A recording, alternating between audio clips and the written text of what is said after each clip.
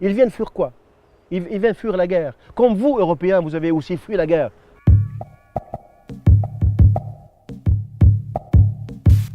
La Tunisie a connu après la Révolution une très grande vague.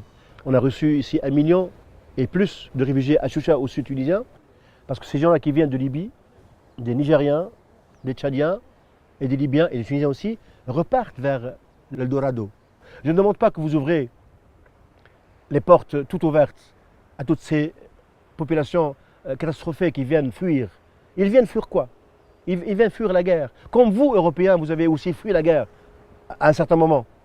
Donc là, il faut revoir un peu les relations internationales et économiques. Il faut revoir un peu les valeurs humaines. Donc je propose, de ma position de citoyen, d'activiste droits de l'homme, que l'Europe revoie sa logique de guerre contre les réfugiés, revoit sa logique sécuritaire qui est maintenant avec le terrorisme qui est légitime, mais il faut aussi un peu la réguler avec une autre approche qui va de pair avec la première approche, celle des droits de l'homme.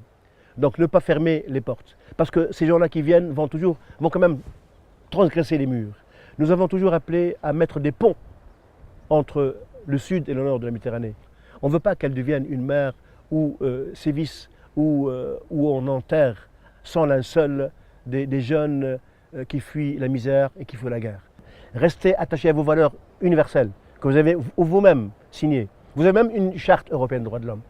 Vous avez une cour européenne des droits de l'homme. Vous étiez le berceau de la renaissance des droits de l'homme.